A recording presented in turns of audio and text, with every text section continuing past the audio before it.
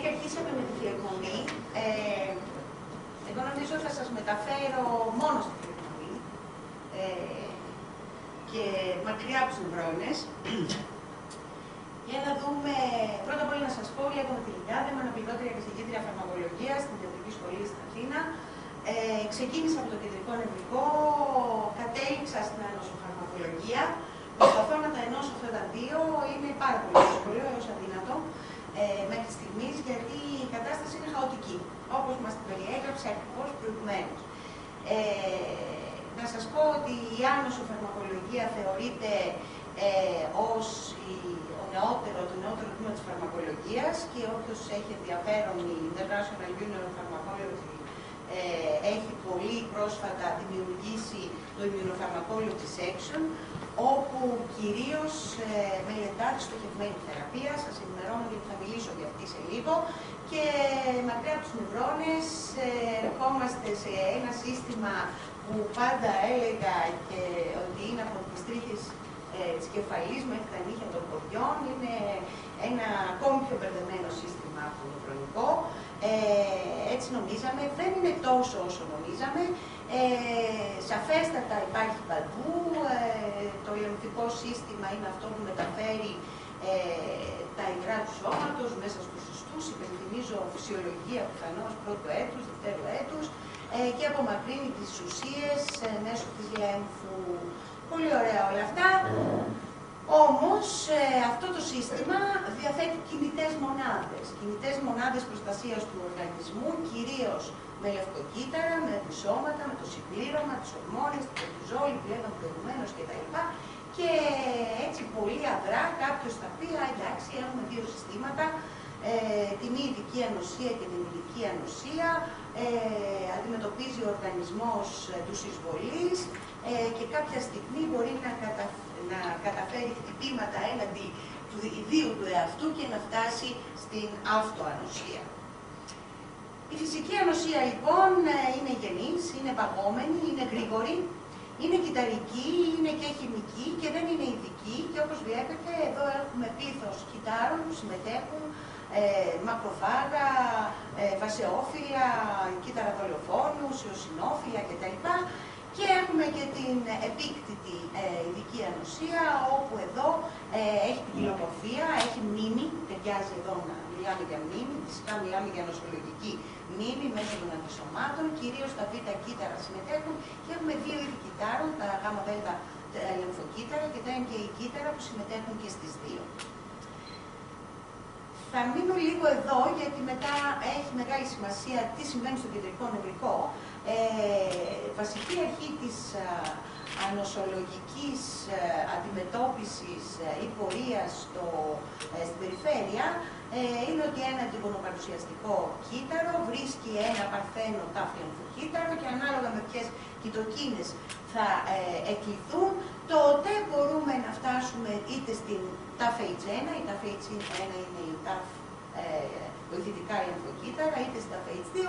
Από εδώ έχουμε λίμωξη, από εκεί αλλεργία τοπία, δεν ασχολήθηκε κανένας όλα τα χρόνια, ήταν πολύ βαρετά όλα, μέχρι που τον τελευταίο καιρό βλέπουμε ότι ακριβώς το ίδιο πράγμα ισχύει στην οξεία και στη χρόνια φλεγμονή και φαίνεται ότι εκείνο που λέγαμε λοιμώξεις και τάφ H1 φαινότυπος, τελικά φαίνεται ότι υπερισχύει σε μια χρόνια φλεγμονώδη κατάσταση, ενώ αντίθετα αυτός ο αλλεργικός φαινότυπος, έτσι τον βαφτίσαμε, δεν έχει να κάνει μόνο με την αλλεργία, συμμετέχει στην οξεία φλεγμονή. Και βέβαια η φλεγμονή, που την ακούσαμε πολύ ωραία, πόσο μπερδεμένη διαδικασία είναι προηγουμένως, θα καταλήξω να πω ότι είναι μια προστατευτική απάντηση που, μιλώντας σε ψυχιάτρους και νευρολόγους, αφήνει λίγο αδιάφορη την κλινική εικόνα της θερμότητας, ερυθρότητας, του ειδήματος, του πόνου και της λειτουργίας και ακόμη πιο αδιάφορη φαίνεται όταν αυτή η ισορροπία των ενδογενών με τα εξωγενή ερεθίσματα που δίνει τη φλεγμονή μπορεί να δώσουν αυτοάνοσα κύτταρα ή καρκίνους όταν έχουμε αύξηση του ανοσοποιητικού ή μείωση του ανοσοποιητικού συστήματος και το ερέθισμα είναι ενδογενές, είτε αλλεργίες και λοιμώξεις όταν το ερέθισμα είναι εξωγενές, στη μία περίπτωση έχουν υπερλειτουργία, στην άλλη υπολειτουργία. Και σήμερα βρισκόμαστε στην ενηλικίωση, εκεί γύρω στα 18 χρόνια, 17-18 χρόνια του ανθρώπου της φλεγμονώδους απάντησης και όπου και να πάμε όλοι μιλάμε για φλεγμονή. Και ενώ φλεγμονή θεωρούσαμε ότι είναι κάποια νοσήματα, κάποιες λοιμώξεις, το άσθμα, η αλλεργία κτλ. Ξαφνικά βλέπουμε ότι στη φλεγμονώδη διαδικασία ανήκουν τα νευρολογικά και ψυχιατρικά νοσήματα, πληροφορabilis κλήρηση, Αλτσχάιμερ, Πάρκινσον, μάνια, κατάθλιψη, αυτισμός και πάρα πολλά άλλα. Και αρχίζουν και μας φωνάζουν όλες οι υπότιτλοι, εντάξει, τι νομίζετε ότι είναι, για να δούμε πραγματικά τι συμβαίνει σήμερα. Αυτό ήταν το δόγμα ότι ο εγκέφαλος τελείται λιμφικού συστήματος. Ξεκίνησα με το λιμφικό σύστημα και συνεχίζω με το λιμφικό σύστημα. Διαθέτει ανοσολογική αντοχή, δεν επάγει ούτε υποστηρίζει καμία νοσολογική απάντηση. Τουλάχιστον εγώ αυτά μάθαινα όταν ήμουν φοιτήτρια. Το 2012 εμφανίστηκε αυτό το γλεμφικό σύστημα, όπου φαίνεται ότι τα νευροκλειακά σύστημα και το εγκεφαλονοτιαίο υγρό απομακρύνουν τα άχρηστα στοιχεία από τον εγκέφαλο μέσω των κλεπών, απαγωγές οδοί προς την περιφέρεια. Με διάφορη βιβλιογραφία, πληθώρα βιβλιογραφία στην Κύρο, να πω ότι προηγουμένως όλα αυτά που ακούσαμε και που θα ακούσετε ακόμα κι άλλα εδώ, εξαρτάται πάντα, όπως πολύ ωραία ακούστηκε, ποιο εργαστήριο τα κάνει, ποιον στόχο έχει και το πιο σημαντικό από όλα είναι τι εργαλεία έχουμε. Μιλάμε για TNF, μιλάμε για IL2, IL1β κτλ. Μας έχει να έχουμε τα αντισώματα και να μπορούμε να τα αγοράσουμε. Αν αύριο βγει το IL τη λιγάδα για παράδειγμα, θα είμαι πολύ χαρούμενη, θα βγάλω λεφτά, αλλά θα πρέπει να το φτιάξω πρώτα. Όμως το 2015 βγαίνει η πρώτη απόδειξη σε πειραματόζωα ότι ο εγκέφαλος, όπως οποιοδήποτε άλλος ιστός, συνδέεται με το νοσοποιητικό σύστημα μέσω μηνυκικών λεμφικών αγκίων και αναθεωρείται βέβαια όλο το δόγμα της μη ύπαρξης λεμφικού συστήματος στον εγκέφαλο. Το μεγάλο ερώτημα βέβαια ήταν μα καλά, η ανατομία δεν εξελίσσεται. Τώρα βρήκαμε τα λεμφικά αγκία. Σαφώς εκεί μας βοηθάει η τεχνολογία, διότι καταφέρανε πια και φτιάξανε ένα μικροσκόπιο, όπου στο πλακάκι του μικροσκοπίου μπορούσαν να βάλουν όλη τη μίμηκα από ένα ολόκληρο ποντίκι, χωρίς να τη σπάσουν σε κομματάκια και έτσι να τη μελετήσουν σε πολλά επίπεδα και να δουν πραγματικά κοντά στα αιμοφόρα αγκία, τα λεμφικά αγκία, ακόμα και λεμφαδένες.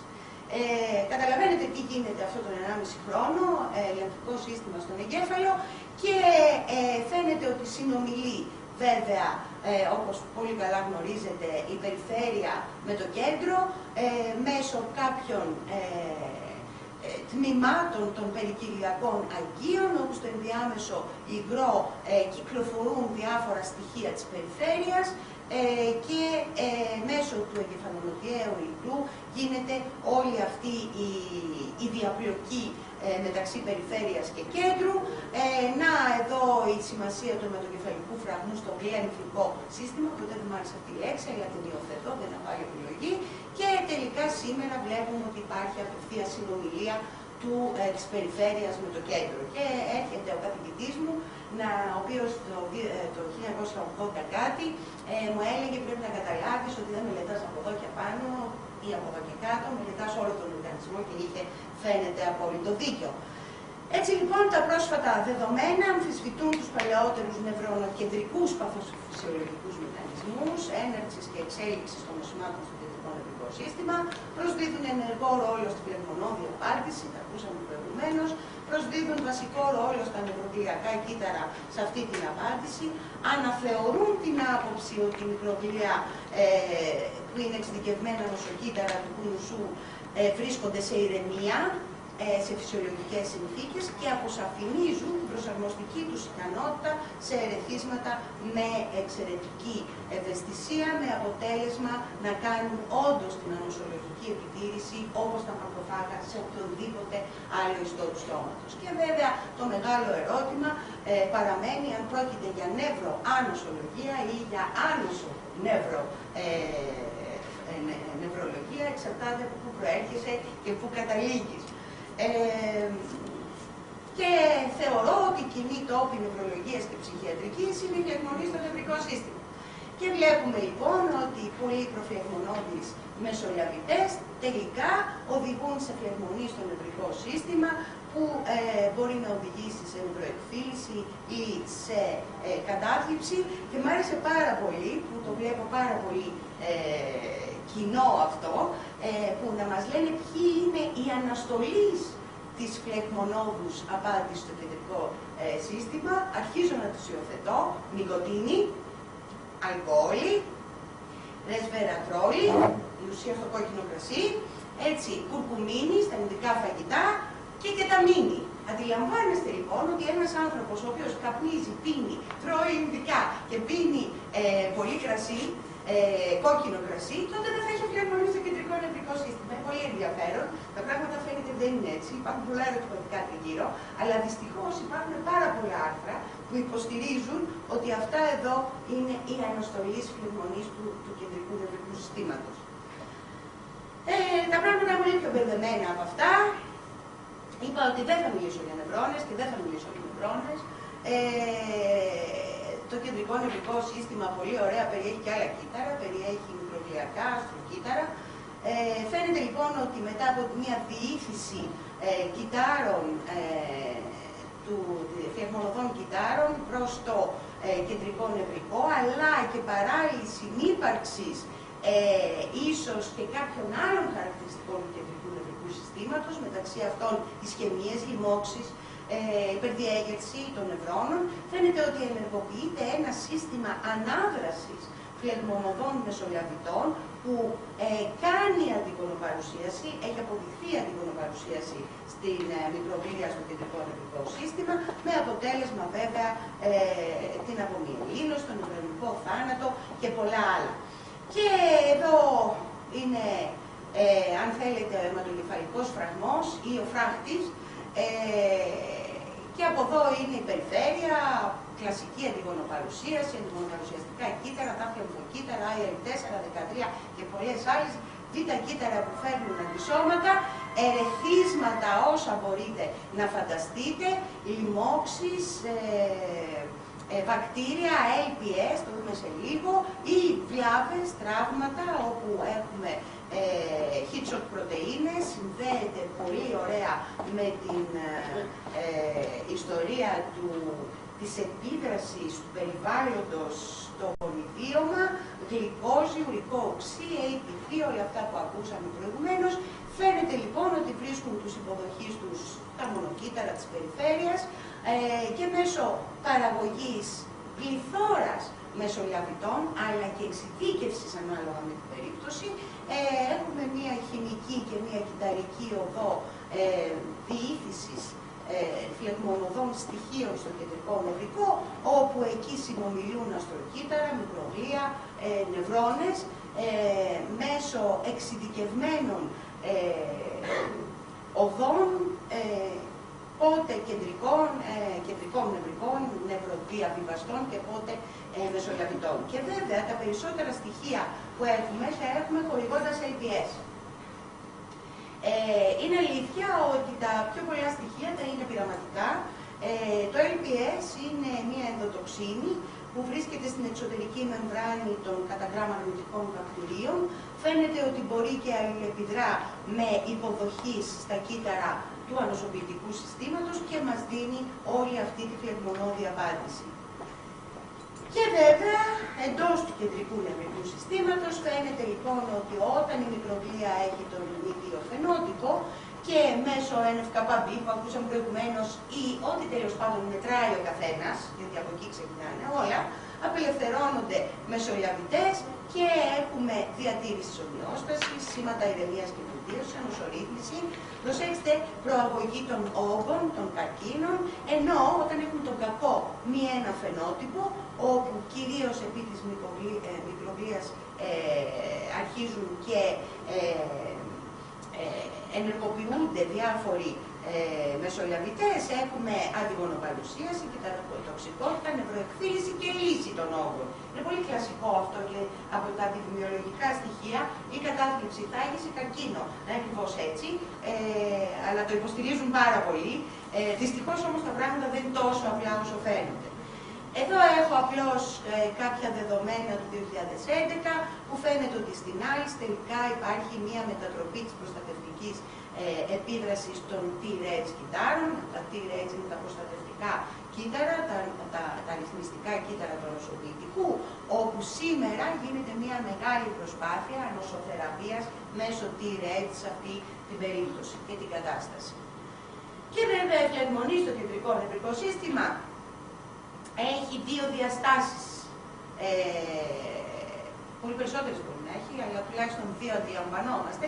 Τη θετική διάσταση της ανοσολογιστικής επιτήρησης και της νευροπροστασίας, το repair, της πλαστικότητας, κυρίως βλέπετε την IL-4, την IL-1 και ξαναλέω ότι είναι αυτές που ξέρουμε, γιατί αυτές είναι πράγματα. Δεν ξέρουμε τι άλλο μπορεί να προστατεύει και βέβαια έχει και την αρνητική διάσταση της παράπλευρης βλάβης, της νευρονικής βλάβης, της μειωμένης πλαστικότητας, ακούσαμε προηγουμένως, άγχος και κατάθλιψη, της γύρανσης και της νευροεκφύλισης μέσω κάποιων άλλων χημειοκοινών, όπως η CL2, αλλά κοιτάξτε, η IL1 είναι κακή εδώ, καλή εκεί, τι γίνεται, εξαρτάται από το μοντέλο που έχει ο καθένας. Αυτή είναι η πραγματικότητα. Ακόμα είναι πάρα πολύ νωρίς. Εκείνο που φαίνεται ότι έχει αποδώσει τουλάχιστον καρπούς στη θεραπεία, γιατί κακώς καλώς, κακολογία είμαστε, θεωρούμε ότι όταν έχουμε ένα εργαλείο είμαστε επιτυχείς, όταν δεν έχουμε ένα εργαλείο να δώσουμε στη θεραπευτική, τότε αποτυγχάνουμε και δεν θα μείνω σε όλο αυτό, αντιλαμβάνεστε, το χαμό που γίνεται στην πολλαπλή σκλήρυνση, αλλά στα εργαλεία που έχουμε για την πολλαπλή σκλήρυνση, γιατί θεωρώ ότι επειδή τα περισσότερα τελευταία προέρχονται από το άνοσο κομμάτι, όχι μόνο ρυθμίζοντας το ανοσοποιητικό, αλλά χρησιμοποιώντας το ανοσοποιητικό ως εργαλείο μετάβασης, τροποποίησης μάλλον της βλάβης. Ακούσαμε πριν για τυροσινοκινάσες, ακούσαμε για την mTOR, είναι πάρα πολύ της μόδας, η mTOR τώρα, όλοι μελετάνε mTOR. Είναι περίεργο, διότι η ραπαμικίνη βέβαια το 1999 το βασικό όπλο των μεταμοσχεύσεων ήταν η ραπαμικίνη. Είναι πολύ περίεργο, το mTOR δεν είναι τίποτα άλλο παρά μια τυροσινοκινάση, η οποία σαν το κεντρικό EMP ή σαν οποιοδήποτε άλλο δεύτερο εγκυλιοφόρο μεταβιβάζει σήματα κυρίως στα τάφλα κύτταρα, εκεί τη μάθαμε. Αλλά φαίνεται και σε οποιοδήποτε. Το σημαντικό είναι ότι οι τυροσινοκινάσεις που ακούσαμε πολύ ωραία πριν αυτοφωσφοριδιώνονται. Είναι λοιπόν και μετά μεταβιβάζουν διάφορα σήματα, ξαναλέω, εξαρτάται από ποιο εργαστήριο μελετάει τι, τότε μπορούμε να πούμε ποια συστήματα μεταβιβάζουν. Τι έχουμε εκμεταλλευτεί, ο καρκίνος ήταν βέβαια εκείνο που μας βοήθησε να βρούμε αυτά τα εργαλεία. Έχουμε εκμεταλλευτεί ότι αυτή είναι η υποδοχή διαμεμβρανική, όπου στο εξωκυτάριο τμήμα τους έχουν το πρωτεϊνικό τους τμήμα, στο εσωκυτάριο τμήμα έχουν την πρωτεϊνική κοινάση που αυτοφωσφοριώνεται και επειδή αυτό είναι πρωτεΐνες, τι πιο εύκολο από το να φτιάξουμε μονοκλονικά τη σώματα, η μοριακή βιολογία μας έχει δώσει εργαλεία έναντι του εξωκυτάριου τμήματος του υποδοχέα, ή εάν αυτός ο υποδοχέας είναι όπως οι τροφικοί παράγοντες που λέγαμε προηγουμένως, πρωτεΐνη, να φτιάξουμε ένα αντίσωμα έναντι της πρωτεΐνης. Τα τελευταία χρόνια, τα πολύ τελευταία χρόνια, επανήλθαμε στην mTOR, ουσιαστικά, με άλλες πρωτεϊνικές κοινάσεις και η τάση αυτή τη στιγμή της φαρμακοβιομηχανίας γενικότερα είναι να αφήσει τα μονοκλονικά της σώματα και να ξαναγυρίσει προς τις τυροκινοσινάσεις. Θα δείτε τι σχέση έχει αυτό με τα νοσήματα του κεντρικού νευρικού, αλλά πριν από αυτό έχουμε δύο μεγάλα μείον αυτής της ομάδας και ένα μεγάλο μείον, δύο μεγάλα μείον και ένα υπέρ αυτής της ομάδας. Πρώτον, η πρώτη ομάδα, αυτές οι δύο ομάδες, τα μονοκλονικά της σώματα και η αναστολή των πρωτεϊνικών κοινασών, σήμερα είναι αυτό που λέμε μοριακά στοχευμένη θεραπεία. Επισήμως και στον ΕΜΕΑ και στην ΑΙΚΟΦΑΡ και παντού, αυτά ονομάζονται molecularly targeted therapies και μιλάμε μόνο για μονοκλονικά αντισώματα και για PKIs. Το μεγάλο υπέρ και των δύο είναι βέβαια ότι ξέρουμε ακριβώς το στόχο. Σε αυτά όλα που ακούγαμε προηγουμένως, αν ξέρουμε ακριβώς ότι συμβαίνει αυτό, μπορούμε να παρέμβουμε. Το μεγάλο μείον της πρώτης ομάδας είναι ότι χορηγούνται κυρίως με ήχηση. Η ποιότητα ζωής των ασθενών δεν είναι τόσο καλή και το πιο σημαντικό από όλα είναι ότι εμφανίζουν νοσογονικότητα. Αυτό σημαίνει ότι δίνουν τα αντιδρug antigens, antibodies, τα άντα, με αποτέλεσμα να έχουμε τελείως διαφορετική φαρμακογενομική. Απ' την άλλη, εδώ η ευκολία μας είναι τα μικρά μόρια, τα γνωρίζουμε πολύ καλά πώς συμπεριφέρονται, δίνονται από το στόμα, αλλά έχουν ένα μεγάλο μείον και αυτά, δύο μεγάλα μείον και αυτά. Πρώτον, δεν έχουν τόση εκλεκτικότητα, διότι δυστυχώς οι τυροσιλοκινάσες δεν είναι πάντα 1/1 εκλεκτικές για τους υποδοχείς και κυρίως εμφανίζουν αυτό το drug resistance, δηλαδή αντίσταση στο φάρμακο το οποίο πρέπει να λυθεί. Δεν θα μείνω βέβαια σε αυτή τη διαφάνεια, όποιος ενδιαφέρεται ευχαρίστως να τη συζητήσουμε, αλλά τα περισσότερα μονοκλονικά αντισώματα που βλέπετε επί γύρω βασίζονται σε μία πρωτεΐνη IgG και όλοι μας όταν μιλάμε για μονοκλονικό αντίσωμα, εκείνο που έχουμε στο μυαλό μας είναι αυτή η εξειδίκευση αυτής της περιοχής. Εντάξει, έχω κάτι πάρα πολύ ειδικό, τα πράγματα δεν είναι έτσι και πρέπει να το έχουμε στο νου μας τώρα που βρίσκονται σε κλινικές μελέτες για πολλά νοσήματα, πολλά μονοκλονικά. Αλλά όταν έχουμε μια IgG υπάρχουν σημεία της ανοσοσφαιρίνης που ενεργοποιούν το συμπλήρωμα και το συμπλήρωμα είναι ενδογενές στοιχείο, ανεξάρτητα από την εκλεκτικότητα. Υπάρχουν πολλά σημεία τα οποία έχουν να κάνουν με το χρόνο της ζωής. Θυμόσαστε η IgG είναι πιο μικρή μοριακού βάρους ανοσοσφαιρίνη και είναι αυτή η οποία έχει και ένα καλό χρόνο ημισίας ζωής στο πλάσμα. Μιλάμε λοιπόν για σημεία όπου προάγουν την κυταροτοξικότητα, τα οποία μπορεί να είναι σε διάφορα σημεία και είναι ουσιαστικά αυτές οι ανοσοσφαιρίνες που χρησιμοποιήθηκαν για σύζευξη ραδιοφαρμάκων επί χρόνια και για τη ραδιοανοσοθεραπεία αλλά και για τις διαγνωστικές μεθόδους. Και πολύ γρήγορα όταν βλέπετε ομάμπι είναι αντίσωμα ποντικού, όταν βλέπετε ξημάμπι είναι χειμερικό, σημαίνει ότι το μόριο είναι μισό ανθρώπινο, τέλος πάντων 65% ανθρώπινο, 35% ποντικού, εξανθρωποποιημένα είναι ζουμάμπες και οι ουμάμπες είναι τα ανθρώπινα αντισώματα. Και προχθές που μίλαγα για αυτά, μου λέει κάποιος, εντάξει, τώρα αφού έχουμε αυτά, τι θα θέλουμε τα προηγούμενα, γιατί η λίστα πια μεγαλώνει συνεχώς. Όντως, το πρόβλημα εδώ ήταν η ανοσογονικότητα και η εκδήλωση αλλεργικών αντιδράσεων, αντιδράσεων ευαισθησίας. Δυστυχώς με τις ουμάμπες το πρόβλημα είναι η εμφάνιση αντισωμάτων έναντι του φαρμάκου.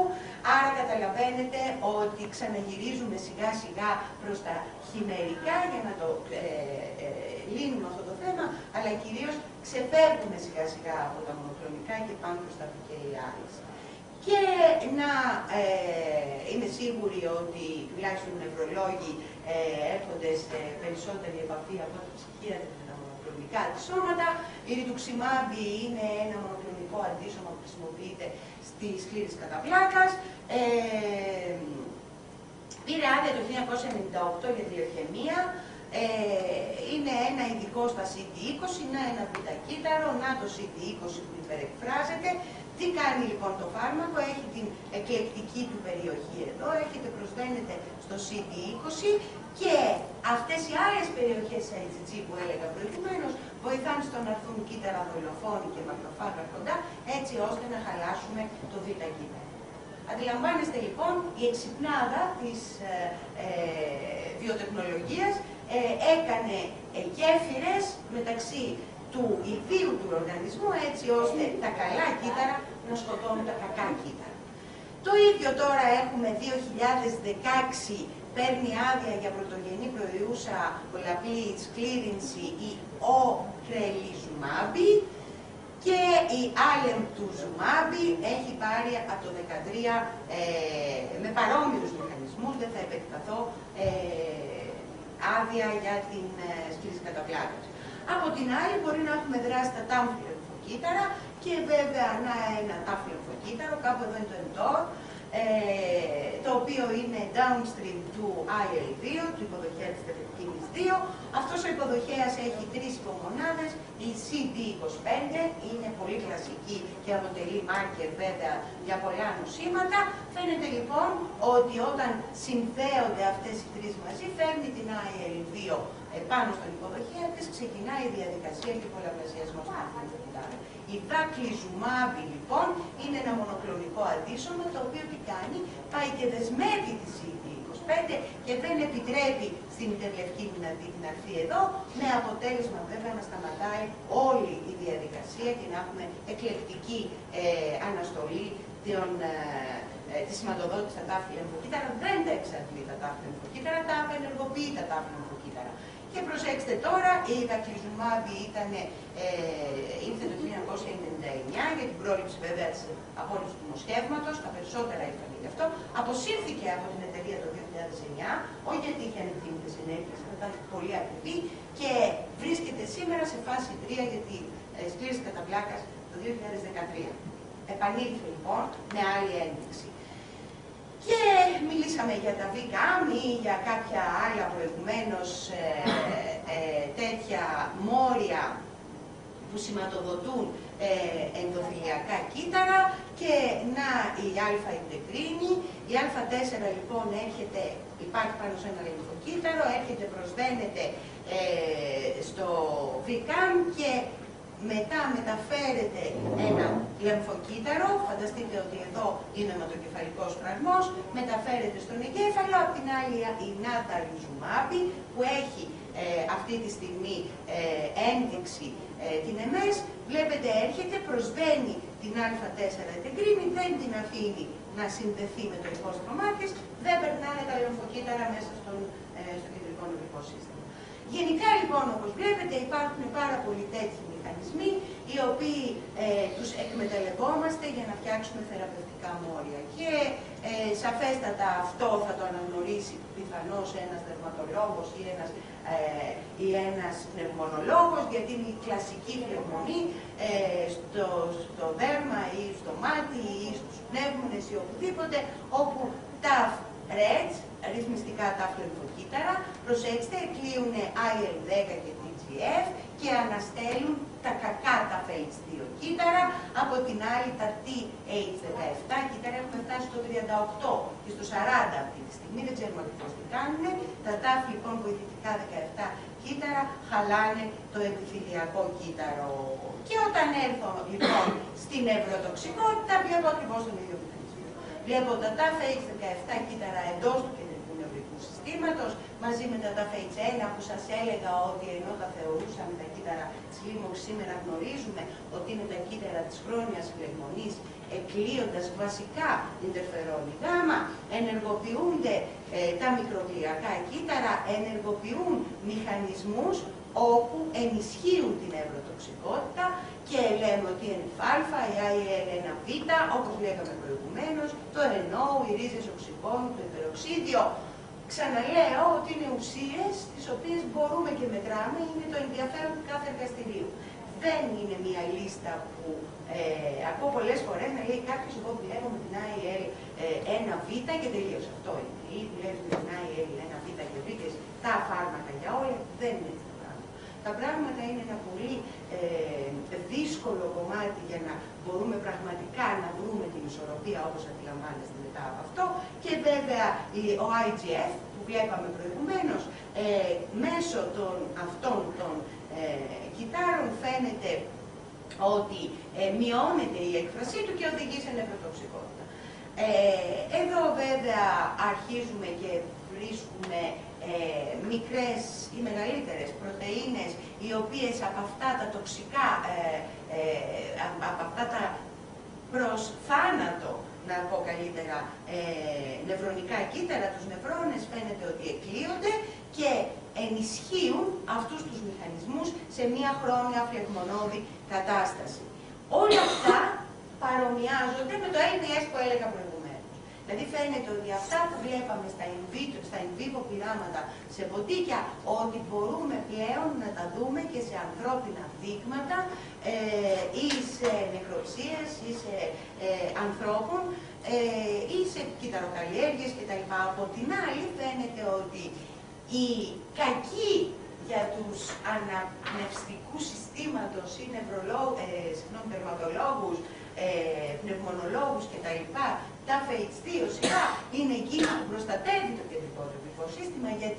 Γιατί φαίνεται ότι ενεργοποιεί τους καλούς τροφικούς παράγοντες, ενώ φαίνεται ότι μειώνει την έκφραση των κακών μεσολαβητών της φλεγμονής από την υφοδρία.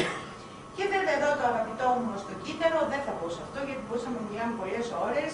Υπάρχουν πάρα πολλά στοιχεία για το τι κάνουν. Θυμάμαι και όποιος έχει τελειώσει τουλάχιστον στην Αθήνα και είχε το βιβλίο του Παρόμου, ήταν μεγάλα γράμματα που έλεγε ότι ο εγκέφαλος στερείται στο κύτταρο.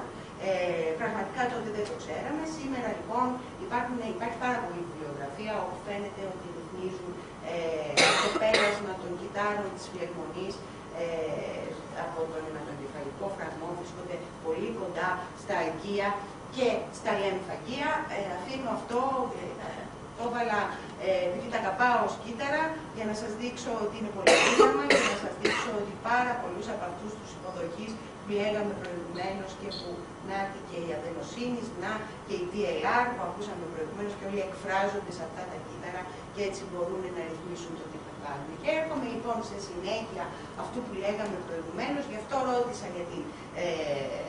για την φωσφολιπάση α2, γιατί φαίνεται ότι η κορτιζόλη εδώ υποστηρίζει την ευρωεκφύλιση ή την ευρωτοξικότητα μέσω του συστήματος της COX-2.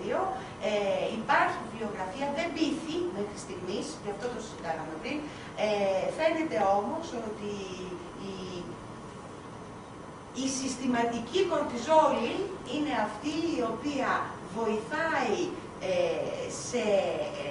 τους μεσολαβητές και τα κύτταρα της φλεγμονής να μπουν μέσα και εδώ έχει μια αύξηση κυκλοοξυγενάσης, το οποίο σημαίνει ότι έχουμε αύξηση των προστατευτικών και από εκεί κάνει τη βλάβη, θα πω εγώ, δεν θέλω να λέω το θάνατο, στους δοπαμινεργικούς νευρώνες.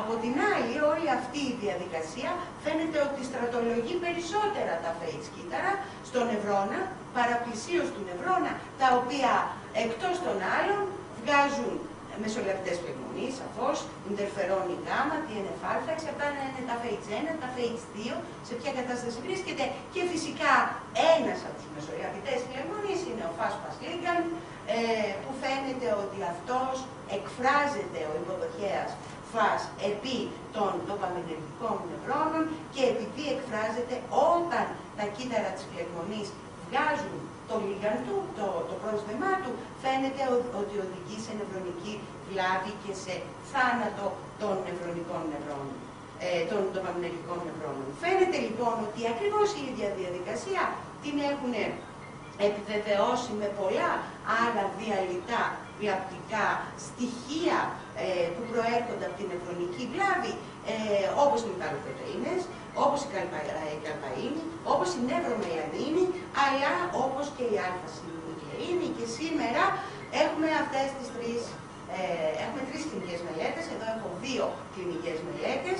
Η μία είναι με κάποιο εμβόλιο έναντι της συννουκλεΐνης, η άλλη ξεκίνησε φάση 1, το Μάιο του 2015, ολοκληρώθηκε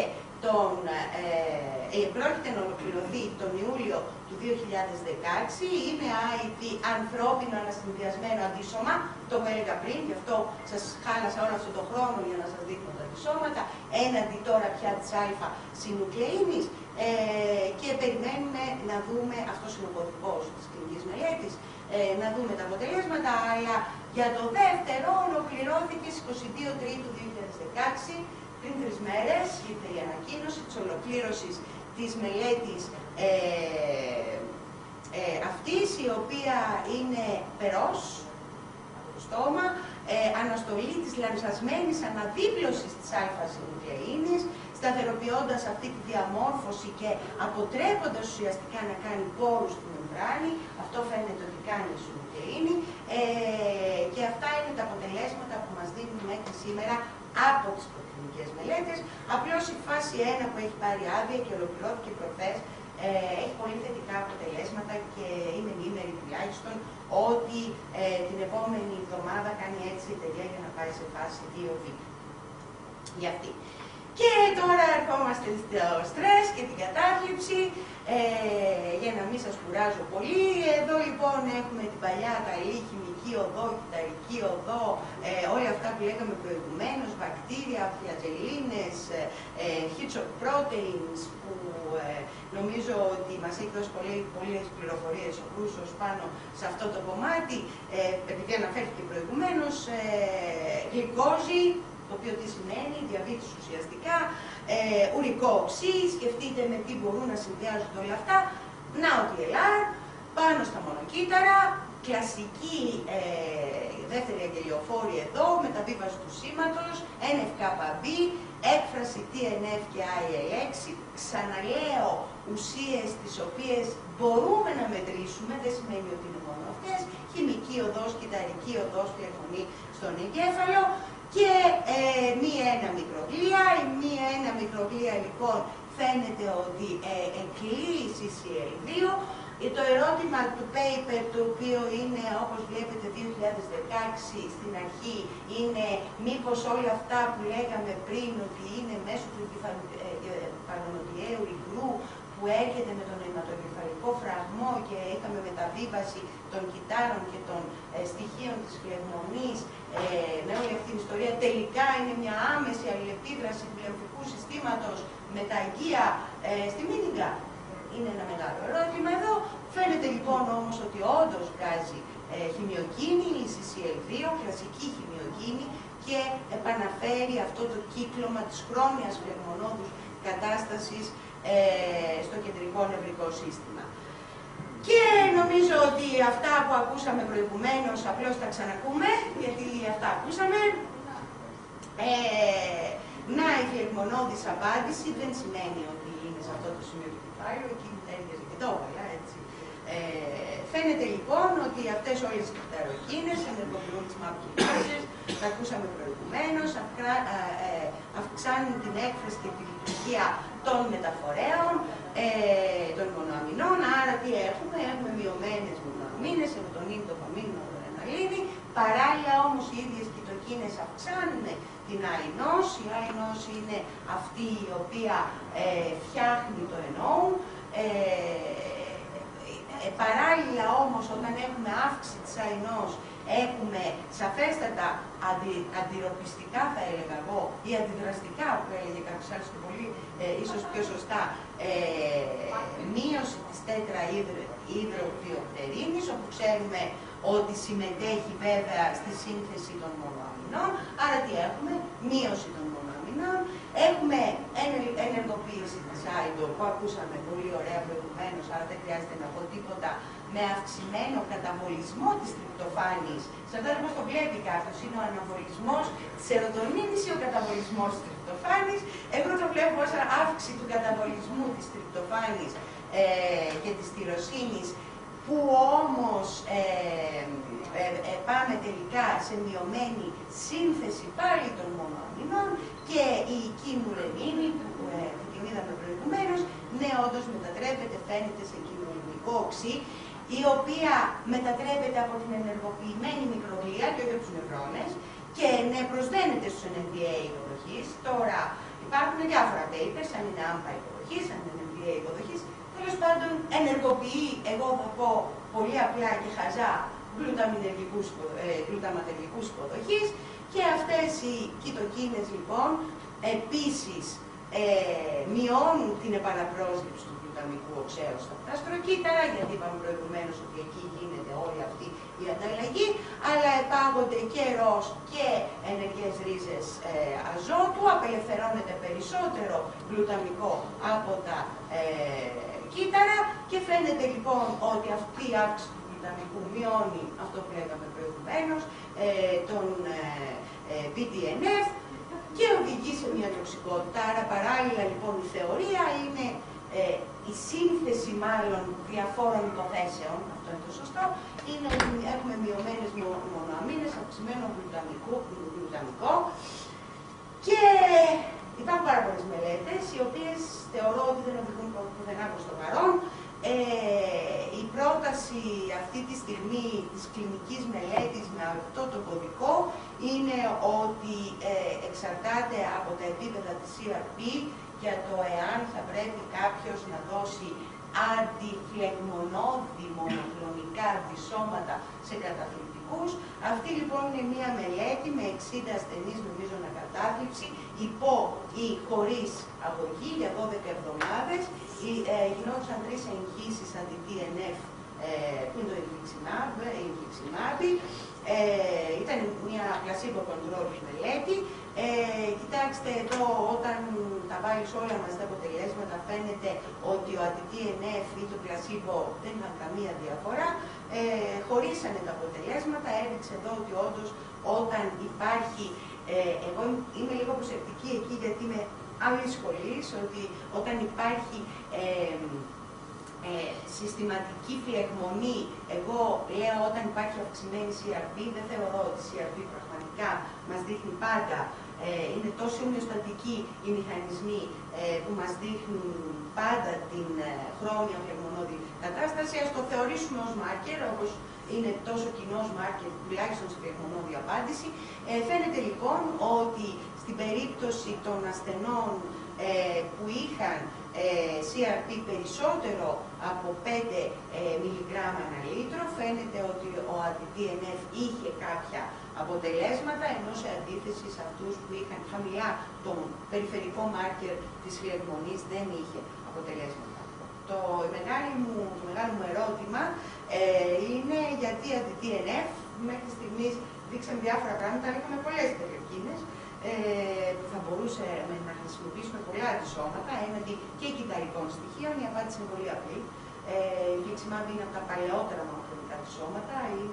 Ξέρουμε το κόστος-όφελος, ενώ πάντα αποτελεσματικότητα σαν επιθυμεί των ενεργειών.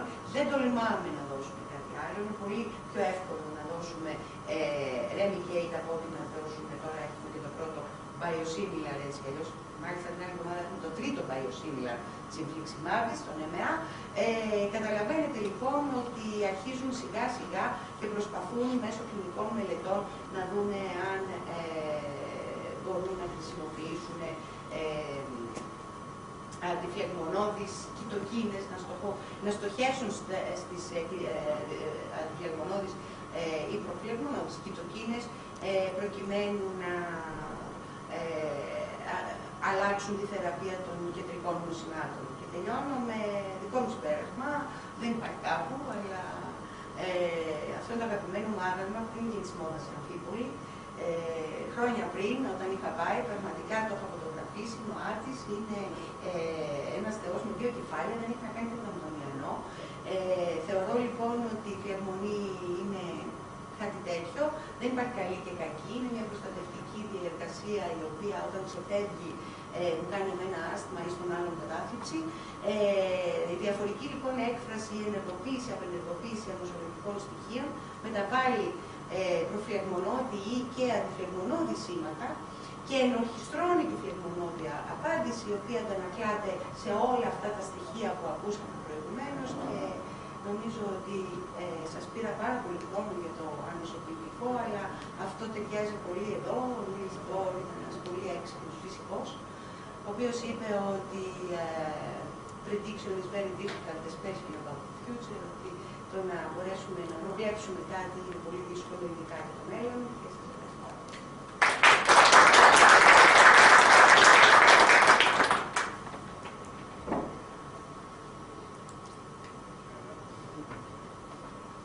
Πολύ ενδιαφέρουσα η δουλειά σας, αναγκαστικά κινηθούμε λίγο σε παραπάνω επίπεδα. Γιατί όσοι είμαστε εδώ πάνω. Πολλές απορίες διορθούνται, ίσως αν πάμε από το τελευταίο, αν έχουν γίνει καθόλου μελέτες για κατάσταση ή αν έχουν κατάσταση για συνδέμα, πολλοί ακούστε ο Ασπιρίνης και έχουν φαινόμενο. Και όμως έχουν γίνει. και έχουν γίνει με ιβουπρουφένη και όχι με ασπιρίνη ιδιαίτερα, για διάφορους λόγους. Ξέρετε, η ιβουπρουφένη δεν γνωρίζετε πολύ καλά ως φάρμακο, αλλά είναι ένα πολύ φθηνό φάρμακο, το οποίο δεν το σπονσοράρει κανείς. Βλέπετε ότι ξεκινάω με την πραγματικότητα. Πραγματικά λοιπόν οι μελέτες, νομίζω ότι ο φάκελος για να χρησιμοποιηθεί ο DNF ήταν τα αποτελέσματα ακριβώς αυτού που είπατε. Της χορήγησης μη στεροειδών αντιφλεγμονωδών, εγώ θα το θέσω έτσι και όχι ασπιρίνης ή ιβουπρουφένης, ήταν ιβουπρουφένη, σε ασθενείς, δεν έχω τα αποτελέσματα εδώ, αλλά πολύ εύκολα μπορεί κάποιος να το βρει, είναι παλιά μελέτη, σε παράλληλη χορήγηση σε ασθενείς που ή έπαιρναν και αντικαταθλιπτικά ή δεν έπαιρναν αντικαταθλιπτικά, είναι δύο ομάδες. Φαίνεται λοιπόν ότι η απάντηση, τουλάχιστον σε εκείνη την περίπτωση, ήταν ανεξάρτητη της χορήγησης των αντικαταθλιπτικών. Ήταν σαφώς, μιλάμε για ασθενείς οι οποίοι δεν αντιδρούσαν στη θεραπεία, αλλά έπαιρναν. Ο σκοπός ήταν να δούμε αν υπάρχει αλληλεπίδραση, γιατί πιθανώς να υπάρχει. Αυτό νομίζω που συζητάγαμε προηγουμένως. Δηλαδή, πραγματικά για να δώσεις ένα SSRI πρέπει να έχει σερωτονίνη. Αλλιώς, ποιο δεν το δώσεις. Ναι, υπάρχει μια απάντηση. Ναι, ναι, και γι' αυτό προχωρήσανε στον αντι-DNF. Για διάφορους άλλους λόγους που παίζουν αυτή τη στιγμή στις φλεγμονίδες. Όχι αμυγός επιστημονικούς. Ναι, αυτά ήταν τα πρώτα στοιχεία που χρησιμοποιήσανε για να πάνε στα νεότερα αντιφλεγμονώδη φάρμακα, το θέσω έτσι, από τα παλιότερα. Μιλάμε όμως για ανθεκτικούς ασθενείς, εκεί είναι το δικό μου ερώτημα. Και στο φάκελο είναι το δικό μου ερώτημα. Εντάξει, πάρετε μία ανθεκτικούς ασθενείς. Δεν είναι απάντηση.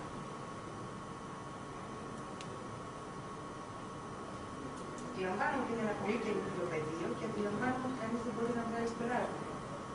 Αλλά οι κλινικές μελέτες είναι απίστευτα μεγάλους αριθμούς που ζητάνε έγκριση για ένα νοσήμα. Συμπληρώνοντας το ερώτημα, άρα έχει νόημα να δώσει κανείς και μεγάλες δόσεις βιταμίνης C ή άλλων παραγόντων να το εξαρτήσει. Ακόμη και αυτό έχει γίνει. Το ερώτημα είναι, γιατί στην προηγούμενη ομιλία που είχαμε στο Κάραβελ, το ερώτημα είναι κατά πόσον όλα αυτά συνομιλούν και μπορούν να περάσουν στο κεντρικό νευρικό σύστημα ή εάν μιλάμε για νευροφλεγμονή ή αν μιλάμε για φλεγμονή της περιφέρειας που μεταφέρεται. Γίνονται διάφορες τέτοιες κλινικές μελέτες, οι οποίες, να σας πω την αλήθεια, τις παρακολουθώ πάρα πολύ κοντά. Μιλάμε πάρα πολύ κοντά. Δεν έχω να σας πω πραγματικά την εγκυρότητα. Θα ήθελα να δω και άλλα πράγματα για να πω ναι, είναι προς τα εκεί. Από τα αποτελέσματα των μελετών μου. Είμαστε εκεί τώρα.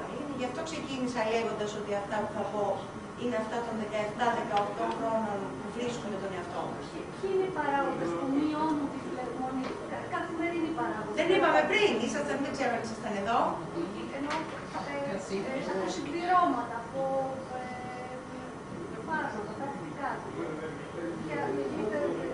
Τι εννοείται μειώνουν τη φλεγμονή, δηλαδή ποια φλεγμονή? Τη συστηματική φλεγμονή, ας πούμε, δηλαδή είναι σαφές ότι το στρες κάνει φλεγμονή. Ξεκάθαρο αυτό, νομίζω ότι αποδείχθηκε, μας το έδειξε και πριν, το λέει πόσα χρόνια τώρα, 20 χρόνια, το έχουμε δει ακόμη και ζωχαρομύκητα, σας πληροφορώ, στρες και φλεγμονή. Αλλά όταν λέτε ποιοι είναι οι παράγοντες που μειώνουν τη φλεγμονή, βιταμίνη C. Ναι, αλλά να πούμε μερικά πράγματα. Η φλεγμονή, τα κύτταρα του νοσοποιητικού, ναι ακριβώς, τα κύτταρα του νοσοποιητικού αντιδρούν ανάλογα με το περιβάλλον. Αυτό το γνωρίζουμε πάρα πολλά χρόνια. Μπορεί λοιπόν στη συγκεκριμένη περίπτωση να πάρεις ένα αναστολέα της φλεγμονώδους απάντησης στο δέρμα και να μην κάνει οκνίδωση. Ο ίδιος αναστολέας όμως επάγει την σειρά, την TAPH2 σειρά που κάνει μετάθλιψη. Τα λέω πολύ αργά. Δεν κάνει ούτε το ένα κνίδωση ούτε το άλλο μετάθλιψη. Άρα, αυτοί οι ομοιοστατικοί μηχανισμοί της φλεγμονής σήμερα δεν τους ξέρει κανείς. Αυτή είναι η πραγματικότητα. Βρισκόμαστε σε αυτή τη φάση όπου όλοι δουλεύουν με αυτά, όλοι καταθέτουν προγράμματα, χρήματα, νομίζω το συζητάγαμε και πριν, αλλά συμπεράσματα δεν έχουμε. Θα έχω πάρει σύνταξη σίγουρα για να δούμε εδώ πέρα. Είναι ενδιαφέρον ότι συμβαίνει, αλλά δεν έχω συμπέρασμα. Απλώς αντιλαμβάνομαι την ανησυχία του εάν όντως είναι αυτό, γιατί εντάξει, η φλεγμονή ήταν πάντα κάτι εκτός κεντρικού νευρικού. Τα πράγματα οδηγούνται προς τα εκεί σήμερα και αυτός ήταν και ο λόγος που θεώρησα ότι θα πρέπει κάποιος τουλάχιστον να το έχει υπόψη. Κυρία Δάια. Καταρχάς χαρακτηρία, πολύ ενδιαφέρον. Εκλογούμε μόνοι μας τελειώνει. Ναι. Υπάρχουν αντίστοιχες μελέτες για το Alzheimer, έτσι. Βεβαίως. Υπάρχουν για όλα τα νοσήματα. Ναι, απλά και εκεί δεν έχουμε σαφή ακόμα αποτελέσματα. Εκεί έχουμε φάση 3. Υπάρχει φάση 3. Βεβαίως, όπως έχουμε για το Parkinson. Φάση 2 ξεκινάει τώρα. Έχουμε φάση 3 για το Alzheimer, έχουμε φάση 3 και εγκεκριμένα βέβαια για την πολλαπλή σκλήρυνση και έχουμε φάση 1 για την κατάθλιψη αυτή τη στιγμή. Δηλαδή έχουμε ξεφύγει από τις υποκλινικές και τις βάσεις κλινικές μελέτες. Αλλά έχουμε φάση 3 στο Alzheimer. Για μονοκλονικά. Ναι. Μονοκλονικά, σαφώς. Ναι. Έχουμε φάση 3 και περιμένουμε και τα αποτελέσματα το Δεκέμβριο του 2016. Αν τα κάνουμε. Αλλά είναι φάση 3. Δεν ξέρω αν συμμετέχει κάποιος στην Ελλάδα, δεν έχω ιδέα αν υπάρχει κάποια κλινική που συμμετέχει στη φάση 3 με το Alzheimer στην Ελλάδα. Ούτε καν για την πολλαπλή σκλήρυνση νομίζω συμμετέχει το ίδιο, ποιος είναι κάποιος κλινική. Δεν ξέρω. Αλλά ναι, έχουμε. Είναι απάντηση.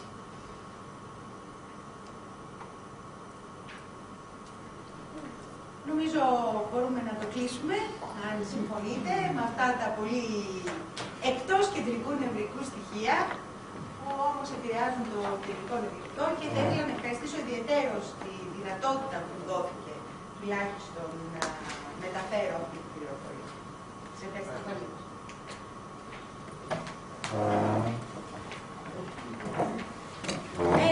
Είπαμε να... Ό,τι θέλετε. Εγώ εδώ είμαι.